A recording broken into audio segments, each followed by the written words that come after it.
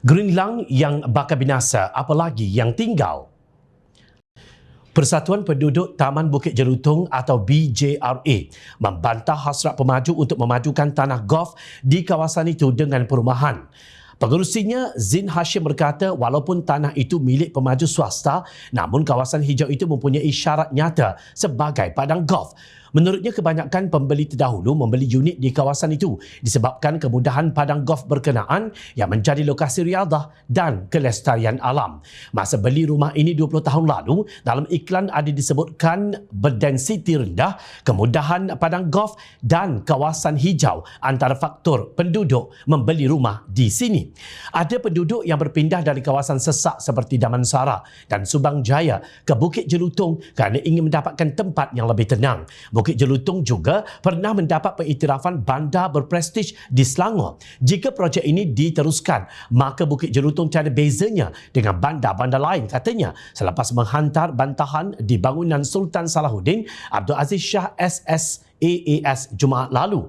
Surat bantahan tersebut diserahkan kepada pejabat Menteri Besar Selangor selain pejabat Datuk Bandar Shah Alam, pengarah pejabat Tanah dan Galian Selangor serta ahli Dewan Undangan Negeri Adun Kota Anggerik Najwan Halimi. Zin mendakwa pemaju telah mengemukakan cadangan kepada Majlis Bandaraya Shah Alam MBSA bagi proses mengubah syarat nyata padang golf.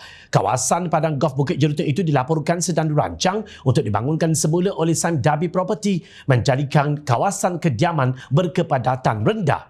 Ahli Parlimen Shah Alam YB Azli Yusof ketika bertemu penduduk berkata beliau berharap satu penyelesaian dapat dibuat antara pihak pemaju iaitu Sime Darby dengan warga Bukit Jelutong.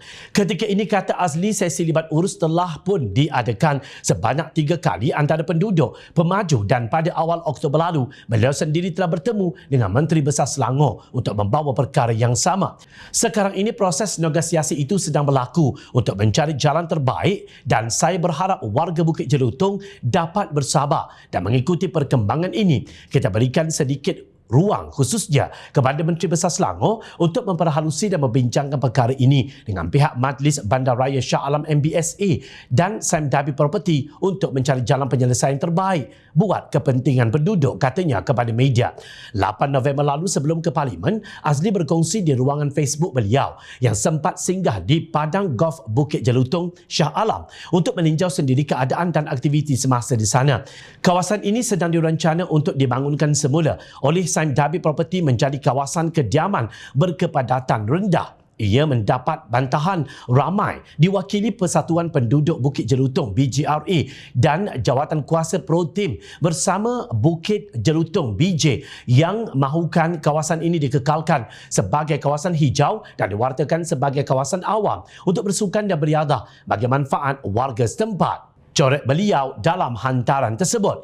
BJRA terus berharap projek tersebut tidak diteruskan supaya tanah berkenaan kekal berstatus hijau untuk lokasi beriadah dan bersukan warganya. Jika projek diteruskan, kawasan tersebut dikhawatiri akan menghadapi masalah trafik keluar masuk ke Bukit Jelutong dan penggunaan jalan itu oleh kenderaan luar akan menjadi lebih serius. Banjir kilat di persiaran gerbang utama, terutama di bulatan berhadapan MTAJ akan berterusan. Malah jika pembangunan diteruskan, banjir lumpur dan enak cemar atau sludge akan merumitkan lagi keadaan. Ia juga akan menyebabkan kehilangan paru-paru hijau atau greenlang yang hidup di pesisir padang golf Bukit Jelutong yang melestarikan kawasan perumahan Bukit Jelutong. Untuk makluman, lebih 2,000 penduduk Bukit Jelutong telah menurunkan tanda tangan petisyen membantah pengezonan kawasan padang golf dan pembangunan oleh Sime Darby Property Berhad. Semoga perkara ini akan mendapat ketetapan yang konkret dan penyelesaian yang terbaik untuk manfaat semua pihak.